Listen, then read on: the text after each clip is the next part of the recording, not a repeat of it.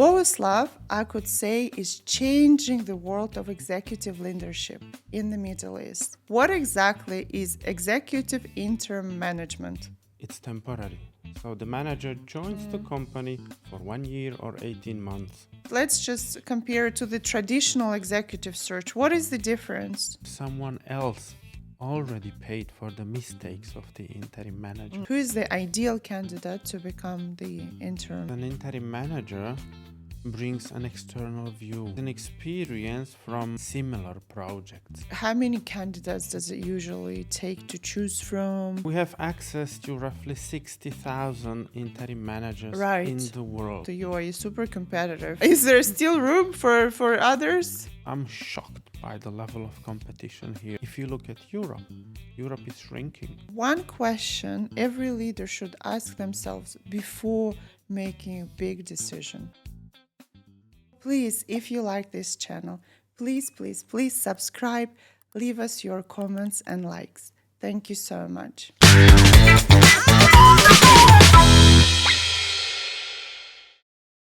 Hi guys, welcome to a new episode of Mastervision Podcast, where we get inspired by the future to build a successful business today.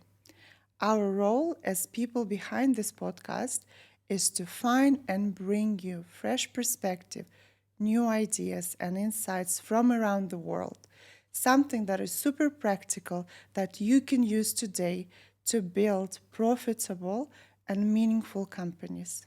So today our guest is Bohuslav Lipovsky. Bohuslav, I could say, is changing the world of executive leadership in the Middle East. I could even push it further. I think he's disrupting the whole traditional leadership landscape in the Middle East.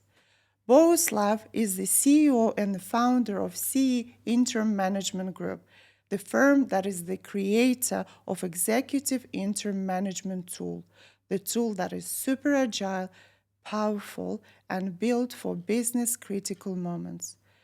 This tool was very well tested in many countries, especially Europe, and is working super well.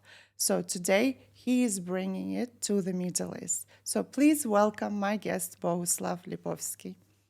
Thank you so much, Bohuslav, for finding time and joining me and sharing your experience and some insights and inspirational ideas with us. Thank you very much, Nina, for the opportunity to be your guest. I'm very happy to share insights with you. Thank you. Let's start with a very basic question. I think this is the first thing I've asked you probably when we've met. What exactly is executive interim management? Exactly. Very good question, Nina. So executive interim management, as the name says, is a provision of a top leader, of an executive leader for an interim period, for a temporary period of time to lead the company through a transformation or a transition. It could be a crisis management when a company is in troubles. It could be entering new markets. It could be scaling up or downsizing. And the key point is it's temporary. So the manager joins the company for 1 year or 18 months.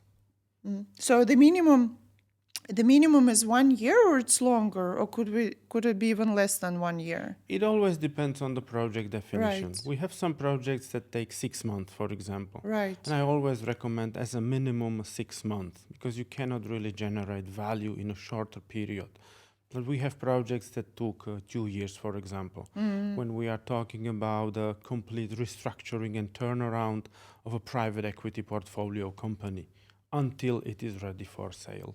Right. So again, just to repeat, is a C-level executive that come to the company for a short period of time for the Transformation.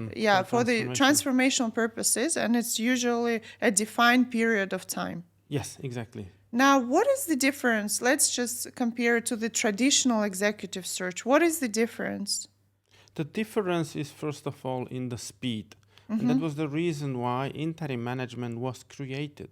Right. Because if you have sudden changes on the market, it's a high impact and low probability event. Right. And in such events, you do not have time to go the traditional executive search. Like, we need to react to the market conditions, so we go out and spend 6 months or 12 months looking for a new CEO to lead our company through this different market environment. You need someone immediately. An interim manager steps in immediately. How immediate? Usually it's 48 hours, but I always say we start next Monday, the project. Right. So what would they say, give us different maybe events that could happen when we need that immediate replacement or the immediate C-level executive in the company. So the first one is this big political, the event that was going to influence a lot of businesses in the world now. So that's one thing. What else could be there? We've seen, for example, COVID or post-COVID changes in the logistic area. Right. Where the companies needed to rework the supply chains, the global supply chains, and they needed to act very, very quickly because the logistic costs skyrocketed. It went from a few thousands per container to a few tens of thousands of containers. So this was one of the change. It could be also a very, very simple change that we see now in the mature markets in Europe, where there is a lack of leaders, where the top leaders, they sign several contracts, and one day before they start, they decide which company they join.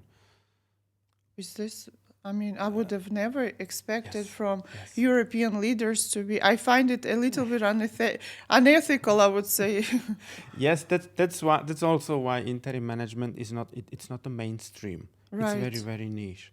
So you have a lot of situations. Let's say company is building a new plant or a new subsidiary in a different country. They went the way through the executive search. They spent 6 months. They waited another 6 months, the termination period, and now the CEO doesn't show up because he joined another company. You must act quickly. You need someone on the ground immediately. Maybe in this situation, you need to, I don't know, thank God to universe that person didn't show up. It shows all the unethical and irresponsible person. Very interesting. Can you compare for me, give me the comparison, the mindset of people who are there on the temporary basis versus those who came new to the company and there for the permanent role. What is the difference? If you start as a permanent manager, you get you know the standard labor contract. What's the first sentence written? You get a trial period. Yes. So what's your target number one is to survive your 6 month termination period, trial period, to secure a safe job, to look for social security, salary, then for a promotion. You look for building network, politically correct, with the right decision makers, etc. That's the mindset of people looking for a job, of permanent employees. Stability. Stability, exactly. They're looking for long-term stability. Yeah.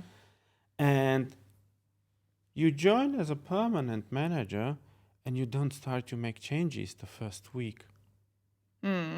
Because it would be maybe strange. even the first 6 months. Maybe even the first 6 months. You look for the survival of the trial period.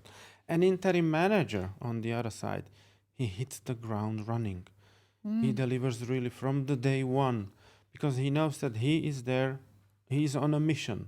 He's not looking for a stability and a secure job and not looking for a promotion because the scope of the project is clearly agreed at the beginning, is the remuneration and the duration. Right. So the main difference is in the mindset. I'm on the mission that has a clear scope, clear result, and a duration. And the duration. So it's a project orientation. Could you please tell us maybe on the example of the stories that in Europe or any other country where you use that tool? It would be great if you share, I don't know, a startup and medium size and a large corporation stories. So let's start with maybe startups. Startup is an easy one. We just finished a startup project in Lithuania, for example, where a private equity fund has acquired a startup, a family-owned startup, a typical scenario. Right. A founder starts a startup, it's running well, and of course, if you're running a startup, you're burning cash, etc. The idea was great, the market was there, and the startup was acquired. Now the private equity needed to gain transparency and clarity on what they actually bought. So an interim CFO stepped in and he introduced reporting, cost centers, budgeting, forecasting, reviewed the financial flows. And you don't need such a person, such activity for a long time. You need it for the 6 months after the acquisition. Right. So that's the support of the private equity acquiring a startup. For a 6 month, you get an interim CFO who integrates the startup, the flows to the private equity, for example. Oh, very interesting. Right. Now, what about the medium size? The medium size are, I would say, 80% of our clients. It could be there anything from a digital transformation, for example. We had a client that say, we are happy, we are profitable. So it doesn't need to be a crisis situation. We are happy, we are profitable, but we have 60 accountants in the back office. 60? 60. They have a lot of money to count. I mean, and I was like, okay. What is that accounting firm? Yeah. So I don't need to ask a lot of different questions, no? And we spend a lot of money on fax machines and servicing and maintenance. Yes, clear. So so in that case, we did a digital transformation. Okay. So that's how you support a mid-sized company, digital transformation. So in that way, in digital transformation, in this particular, you've brought a C-level transform. Exactly, it was a CFO. Yeah, CFO. Okay. With a strong background in IT. Right. Because he needed to understand the company was present on several markets, on 4 markets in the region. So he needed to understand the financial flows, the local regulations, finance regulations and tax regulations, to be really able to design the model, how to transition from a traditional into a digital. Right. And how long, sorry, I've missed, the project was? This one was 12 months. 12 months. 12 months. And then at the end of 12 months, do you do the evaluation? Of what? Yes, there is a regular meeting every month. Right. There is a steering committee where we make sure that we are on track. Yeah. And also, if change is needed, we are able to add additional resources to the project. Right. That's where the 48 hours delivery comes into the place. So there is a monthly steering committee, and of course, at the end of the mission, there is an overall evaluation of the project success. What about replacement? Have you had these scenarios where the person has started and then it's like, doesn't fit? No. It's a question I get used a lot. Luckily, in the 10 years, we have not had such a case. Excellent. We always say, yes, we are ready to replace immediately. But so far, we always managed the project properly and finished with the interim manager that we started the project with. Have you had scenario, before we move to the next story of a bigger company, have you had a scenario where the person was for a temporary position and then was offered to stay forever with the company? Yes. Yes, those cases came up here and there. It's not standard, because once you become an interim manager, there is a reason you decide to be an interim. You don't want to go back to the politics and company. But still, there are projects that chose to take longer than initially projected. So that's where we say, okay, the manager joins the company for 3 or 4 years. Right. As an example now, to explain it with the large corporations, we had a large client where we placed an interim CFO. Right. It was again a private equity. It was a distressed asset, so a crisis management. The company was at the brink of insolvency and a restructuring. So the interim CFO joined, and he brought clarity within the first few weeks. And once he presented the first findings to the private equity owners, they decided to fire the complete management, every single one Of that company. of that company. We are talking about He must be the star. He must be loved by everyone from that company. It's a disaster. It's not a disaster. We're not talking in our missions about love or hate. Yeah. We are there to deliver business. results. Yeah. It's business. Yeah. It's business. It's black and white. No, the company was at the brink of insolvency. Yeah. So option number one was call for bankruptcy and the company is closed. Yeah. We're talking about 3,000 employees. That's a lot. So the complete management was fired during the first month Of your of your the restructuring project. I would say of the Yeah, yeah. restructuring project. Yeah. And that's also the difference, still coming back to your initial question. It's not executive search. We're not selling a CV of someone and that's it. Once he starts, it's game over. Once we put an interim manager in the project, it only starts. We only start the transformation journey. Right. So the CFO became the CEO of the company, and he became a permanent CEO. So he converted basically at the very early stage of the mission, because it was clear that it will take 3 years to transform the company with a completely new management. And then came into the place, he was, okay, so now I'm CEO. You need Bohuslav, I need a CFO because there is no CFOs. And that's where we really placed within 48 hours a CFO. I still remember the meeting. It was 11 o'clock night on Saturday night in Prague. We met with the shareholders, with the interim CFO, and the candidate, the CFO, asked, okay, so where do I start? And the answer was 7 o'clock tomorrow.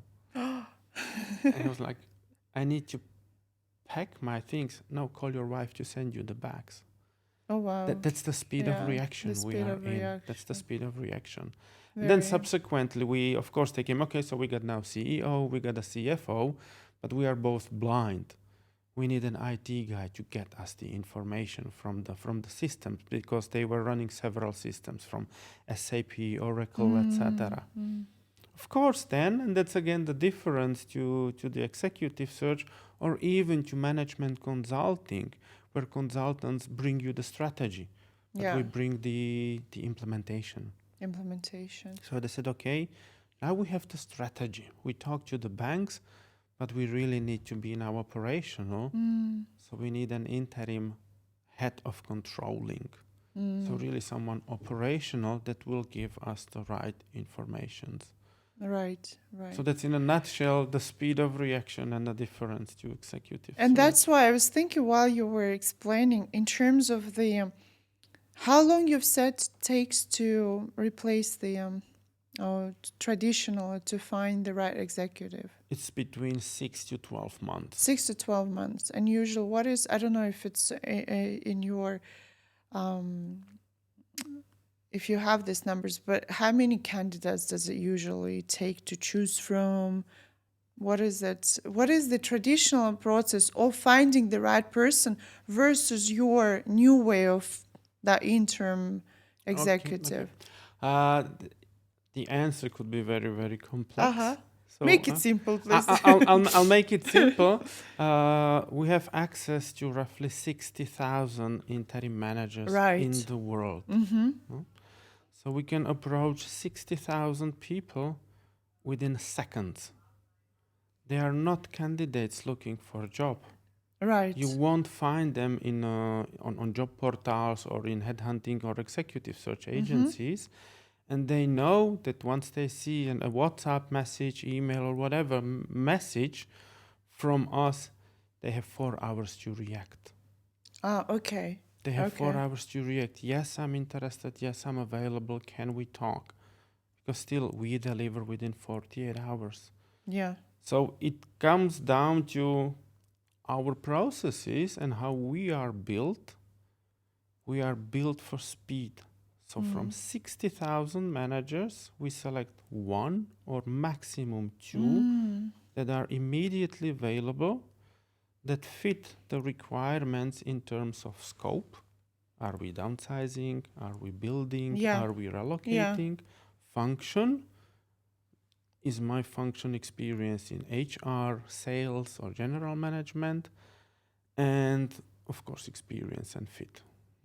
And then I would assume that person could be moved immediately to another country, right? So you need to be They very literally have their flexible. bags packed and they are waiting for the call.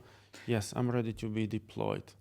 It's like the flight crew on Flight crew, standby. Any country you just go.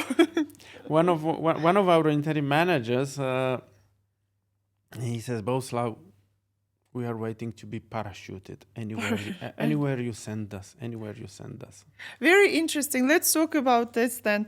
So I know a lot of senior executives, due to the heavy restructurings that are happening in the world, in this part of the world also, they were loyal to one company 20 plus years, and then here you go restructuring, and a lot of them lose positions now. And I had guests here, and we had this discussion before also on this podcast. Now, the people like that, let's say a CFO or CEO of a big company, spent 30 years in that company.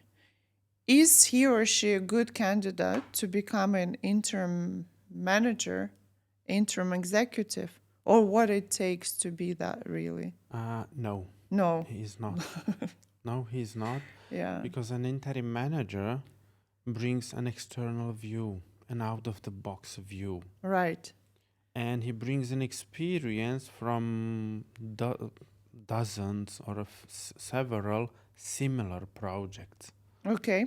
If you worked for 30 years in one company, what are you bringing to the client? You just repeat what the one company was doing for your whole life.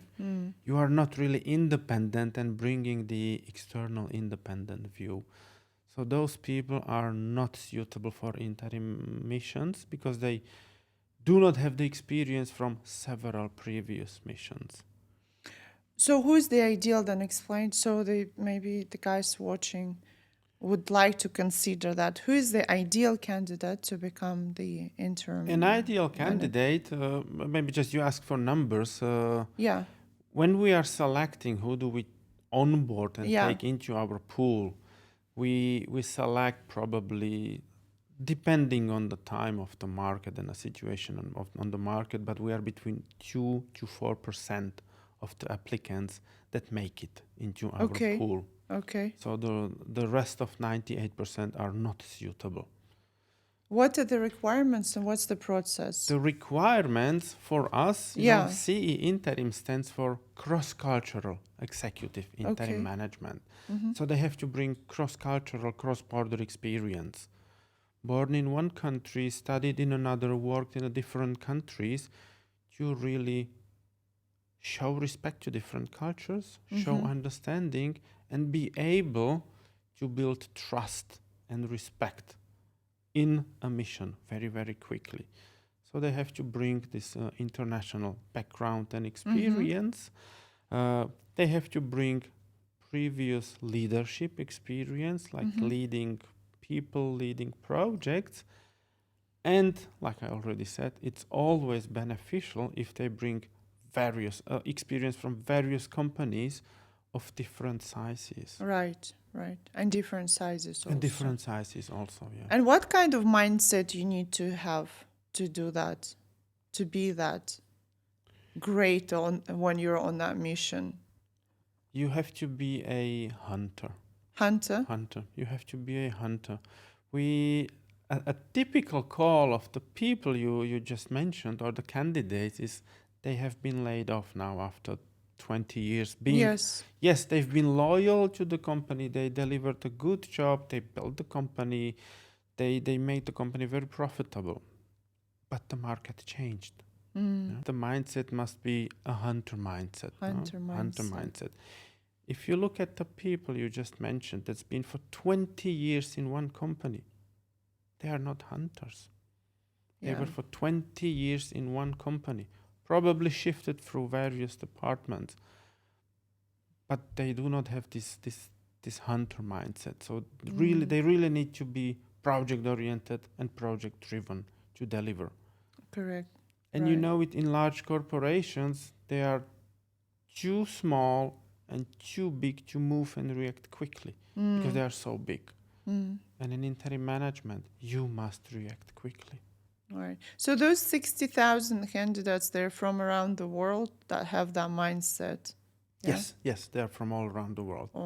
Very interesting.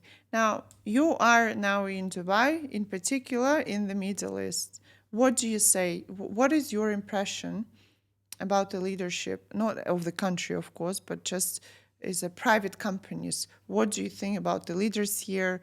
Is there any gap here now? What have you noticed? Not just maybe in the region. Let's not stick to the UAE, but go to the region. I mean, what have you noticed? The main difference you noticed compared to Europe, as we built the company in Europe, is the vibe, is the growth. Especially here in Dubai, we're talking about a 6% GDP growth. We are talking about hundreds, thousands people moving in. We are talking about, I live in GVC, we're talking about 4 new bridges being built. We are talking about new metro stations being built. So we're talking about investment and growth. Right. If you look at Europe, we are talking about deindustrialization, closures, factory relocations. So it's a very, very different mindset. I have a feeling that you excel at the when there's difficult situations. You brought the example of 2020 and so on. Isn't that? It feels like Europe is the best with all the challenges. No, definitely not.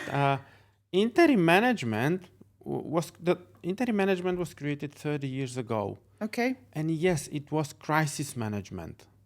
Crisis managers were the first interim managers because they did the job no one else wanted to do. They laid off people, they restructured companies, they closed companies. But over the years, it really, really changed. And I'm really, really happy to, and I do it for 10 years to explain it's not just the bad things. No, we were not. It's not like wherever we show, it's bad. No? And especially if we talk about here, Middle East, it's AI. Our projects are here, digital transformation. It's about AI transformation. It's about standardization of processes. We work with the family offices. They are very traditional. The decisions are not structured, not formal. They are made over a dinner table. And they are not in a crisis.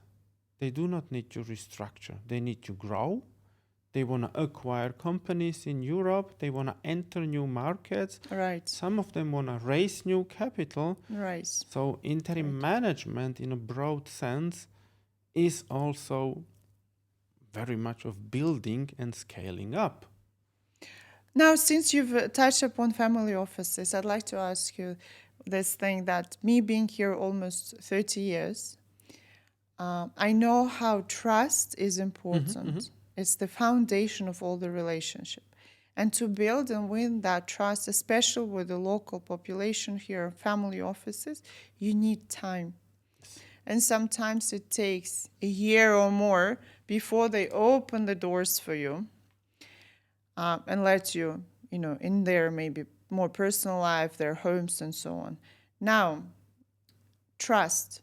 When everything's like, you have a person, right? Within 48 hours, you have no idea, like you've never met that person. There's no trust has to be So how does that model work with the traditional way of business here? That's exactly why we have chosen this market as a next step in our global expansion. We started interim management in Eastern Europe 10 years ago. There were no Eastern Europe doesn't have a history of 100 years of big corporations, etc. And it was very much the same market conditions. What like if you could Family define businesses, trust. How could I let some Yeah. external unemployed person in to have a look in my accounting records, etc., etc.? And it took us years to develop this market and gain trust of the clients. And the answer to your question is yes, the interim manager doesn't get trust from day one here. The same way he doesn't get the trust from day one in Eastern Europe. But it's exactly our role and why we are now, why we are sitting in Dubai, while I am in Dubai. We built the trust with the family office. I built the trust by meeting Right. them, by working with them for a year, for 2 years maybe, until I get the trust as a CE interim company, Right. and then they trust me that I choose the right person that delivers the job what we agreed. So the trust doesn't, it's not the immediate expectation of the No. trust come from that, but it's you that who is that bridge and that's built. That's the bridge. Very interesting. So what have you noticed with the family offices here? What kind of maybe problems or opportunities they come to you for your services? The biggest opportunity is in governance, Okay. in transparency. Because many of the first difference to family offices here and in Europe is in a number of zeros. No? We are talking here about billions and trillions, so they're significantly bigger here. Right. So the family offices here own 10, 20, 30, 40 companies, employ tens of thousands of employees across various structure. And there is no standardized reporting, controlling, or governance. So there is a huge potential to generate new untapped value for them. Today, they are very happy. I spoke with several already. They say, Bohuslav, we give a target to our portfolio companies. They need to grow by 5% per year. And I'm like, but the market is growing 6%. Just to be on the safe side. Just Very to be on the safe different side, from- no? yeah. The average statistics is growing 6%.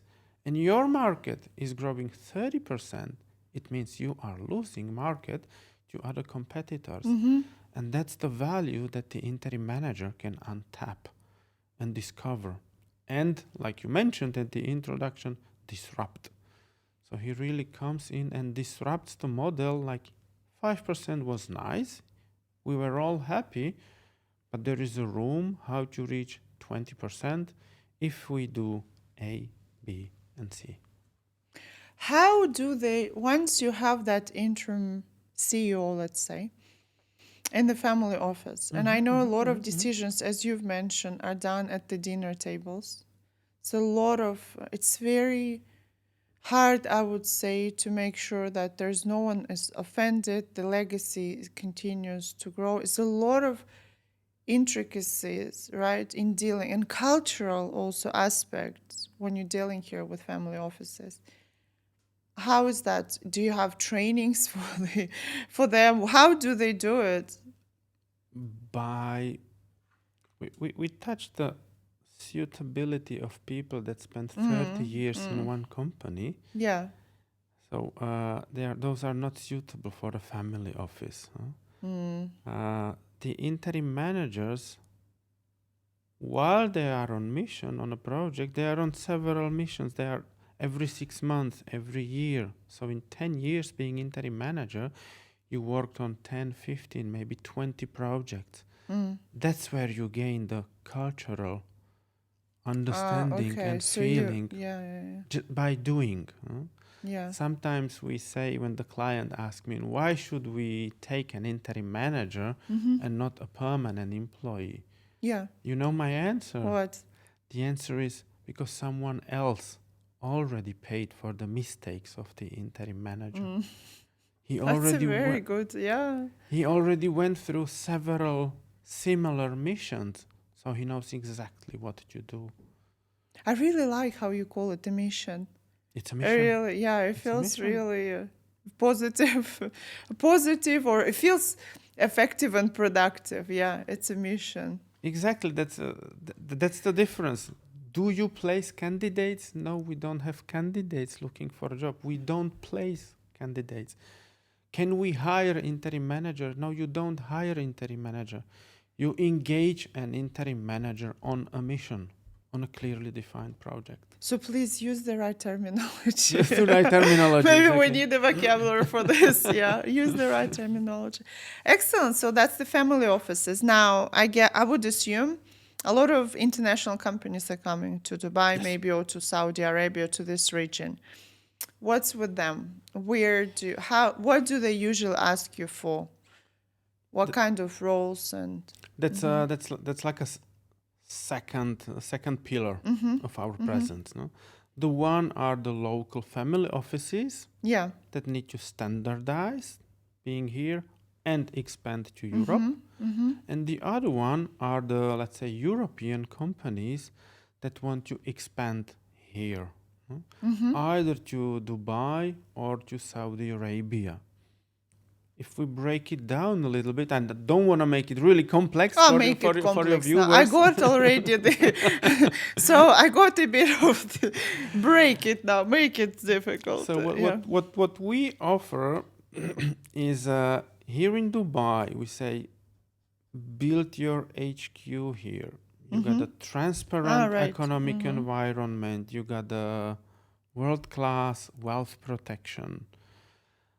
You got safety, you got everything. Yeah. So build your HQ, your private equity, your family office here. If you are looking for a manufacturing, go to Saudi Arabia, relocate your operations there, manufacture there. So manage from Dubai or Abu Dhabi, whatever, from Emirates, and manufacture in Saudi Arabia. Why manufacture in Saudi Arabia? Because Saudi Arabia has the Saudi vision. They do want, and I truly believe they will become a very, very influential player in the manufacturing sector as well. Okay. They have already automotive manufacturers in Saudi Arabia. By the way, not many people know you got an automotive manufacturer in Abu Dhabi. They are producing cars in Abu Dhabi. Which one is it? Let your viewers let us know in the comments if they found out. Huh?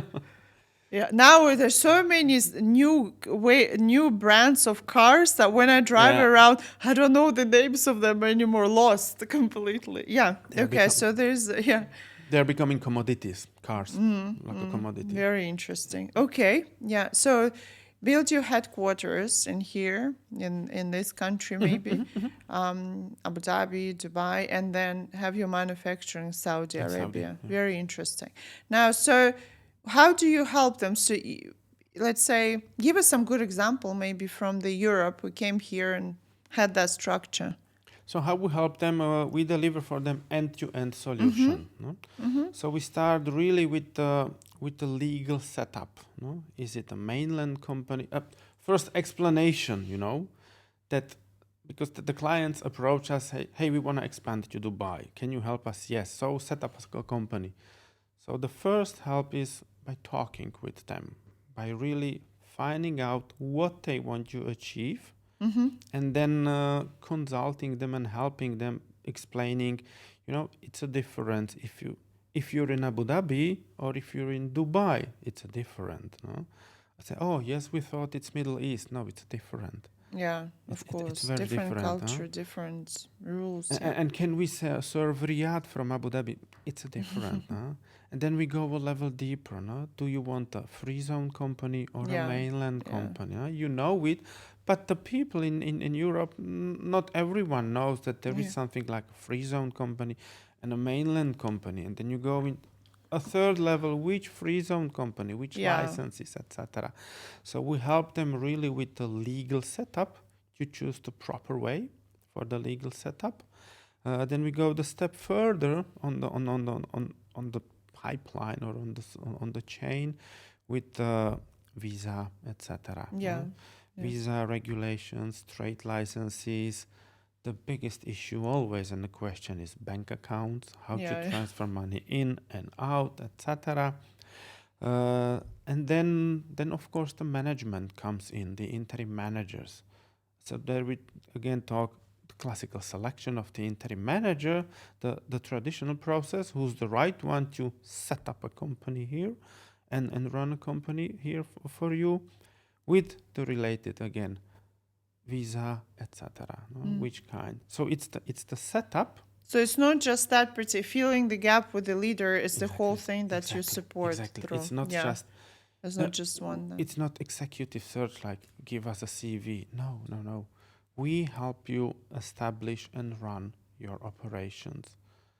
So are there still many companies moving to this region? I would assume, because it feels today that there's no space anywhere to move anymore.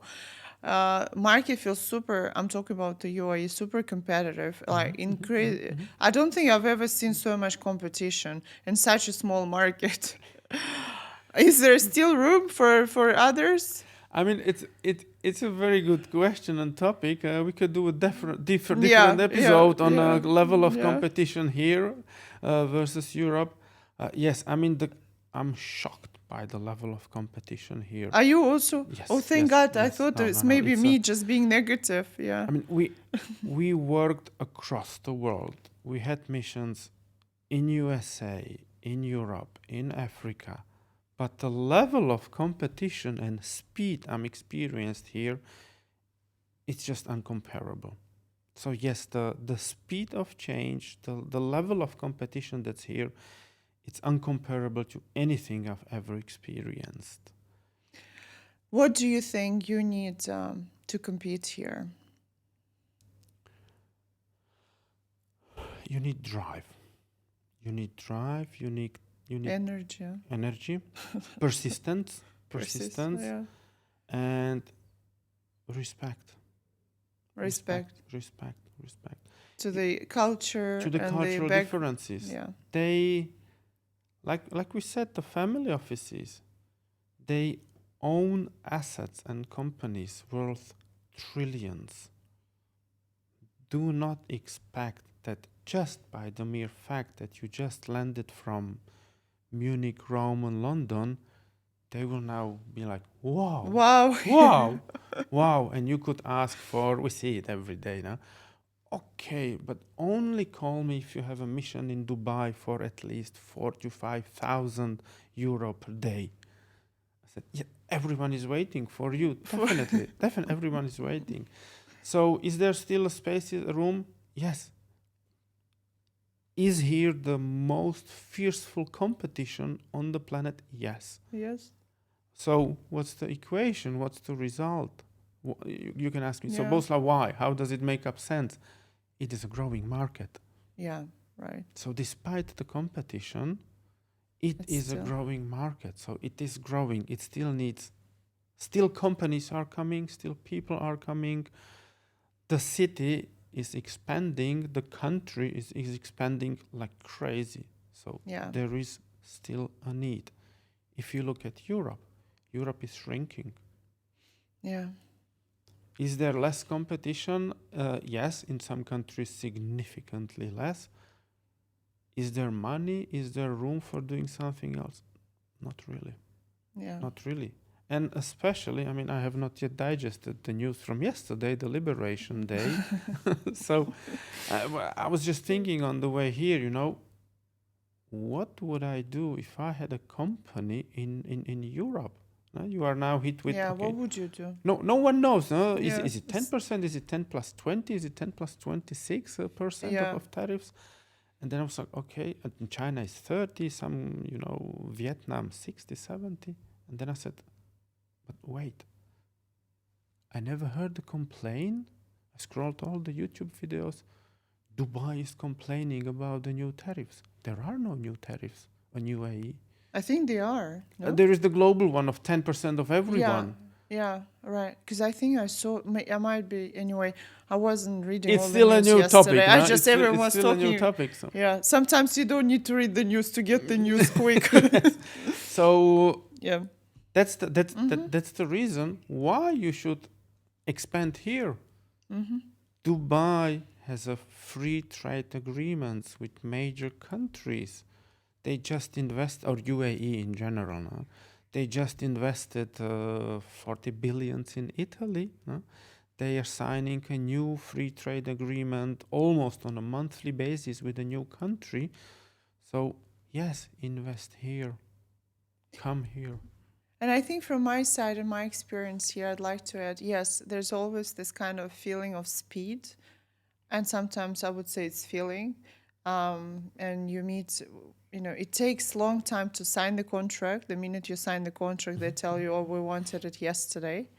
But one thing, and it feels very dynamic, but it also feels sometimes that a real businessmen here at the family offices, they are not in a rush.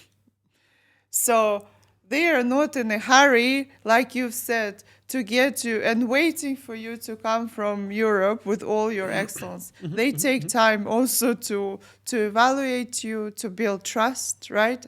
But once you are there, it's a different world. That's the very point, and the very difference between doing business here and doing business in Europe. Here we need 2 years to build trust. Yeah, I would say 2 years. Yeah. It's 2 years. Yeah. It's 2 years, and that's also the reason why we are the only company here, because the traditional mature players, European players, they think they send a price offer and off they go within a few days. No, it's not the way this market works. Yeah. So you need 2 years to build a trust, but once you reach the agreement, once you gain the trust, you reach the agreement, and then yalla, and then it goes. Let's go. Let's go. Yeah. Yalla. Oh, done. Where is the result? And then it goes. Yeah. Yeah. In Europe, yes, you meet, you explain, it could take a week. And then you say, okay, so let's move on. And then the torture starts. Oh, wait. Torture starts. It's torture. Because then the torture starts. Wait, we have a purchasing department. They must approve the contract. The purchasing department sends the contract to the legal department. Then the legal department comes, wait, but we are a German company and we're now going to Poland, so which jurisdictions should we be in? And then it takes like a year. No, really? And it's not our business anymore. We start in 48 hours. Yeah. Yeah. So that's the difference. You think, yes, you don't think, you know that to make a decision here takes years. But the whole process doesn't take longer than in Europe. Yeah. It takes the same 2 years in Europe to bring a client to a mission. It's just a completely different way of dealing with the country. Very interesting. I think, thank you so much. There's so many things to think about. I really wish you a lot of success here. I think this is absolutely a disruption. I think we need it, especially traditional companies here. There's a lot of trading companies that need that new perspective. At the same time, they're afraid to risk and just bring someone from outside and give them permanent role. So I think there's a lot of room for testing and implementing your beautiful tool. I have 3 questions that I'd like to ask you.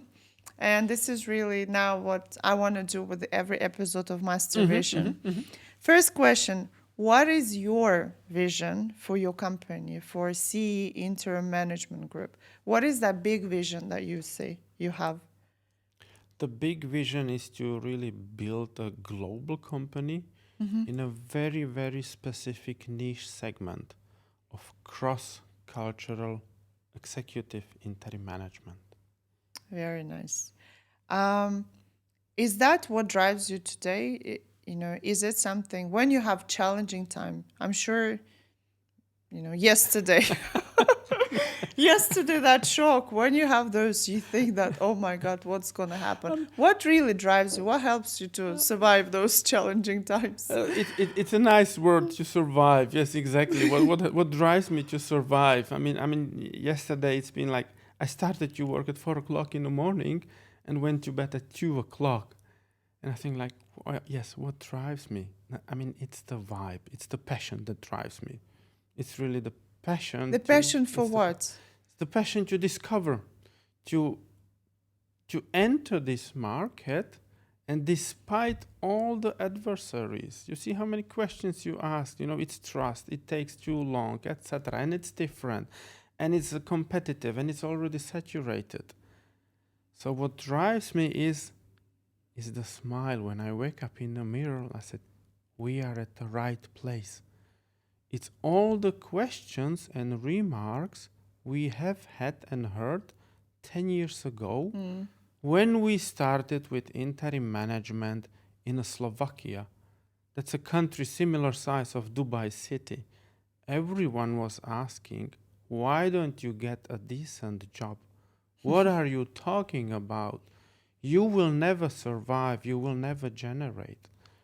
And we pioneered the interim management, and today we are the dominant player in the Central and Eastern Europe.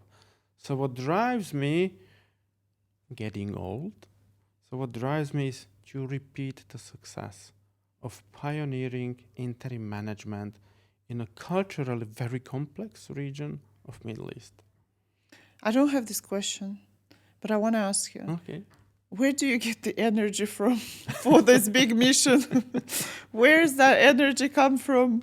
The energy comes, Nina, from the feedback we see on the market. We moved last year. Quickly relocated with the family, with the dogs. We even brought... Within 48 hours?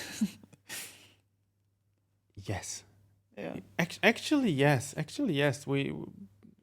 It was a decision. Like, we were walking the Jumeirah beach. We were on holidays here. It was like, oh, we like it here. Wouldn't it be perfect to live here? And my wife told me, I like it, JBR. I said, so let's move here. She was, okay, let's move here. And she called me on Thursday. Look, I organized a visit of an apartment with a real estate agent. I'm here. I found an apartment. You have 10 minutes to transfer the money. And yes, we did. So the decision was like, yes. That's the core of who we are as founders of the company. We act quickly. We take the risk and we go for it. Yeah. So what drives us, so the decision was very, very quickly. What drives us is the speed of reaction here. It's an immature market. Interim management is not known, but over the last 6 months here, we achieved more than in 2 or 3 years in Europe. Very interesting. So talking about decision making, I have the last question for you. So what is, do you think, the one question every leader should ask themselves before making a big decision? The only one question, or the first question every leader should ask is, if this was my company, what would I do? Right. What if it's their company? What if they're the owner? Then what? Then the second question, if it's your company, you're a bit more hesitant because it's your money, your history, and everything. You're more hesitant. So the second question I would recommend you ask, what are the opportunity costs of not making the decision now, today? Very good. Thank you so much, Bohuslav. Really, I've truly enjoyed the conversation. It gave me a lot of energy and passion. And yes, because sometimes I get a little bit, not upset, but maybe disheartened sometimes with a lot of competition and noise and everything what's going around. But these conversations bring me the light, that there is a light at the end of the tunnel. You see, and this is very inspirational. That's exactly, Nina, the answer to your question, what drives you. People react like you react. At the beginning, you were like, Bohuslav, so you are a pessimist. What are you doing? Crisis management, closing companies. Yes. And at the end of the conversation is, hey, you brought me so much energy. Yeah. If I only knew that there is such a tool as interim management, that's enough. Thank you so much. Thank you so much for the invitation. Okay, great. Good. Oops. Thank you. I think it was great. No, honestly, thank you so much. Authentic, no?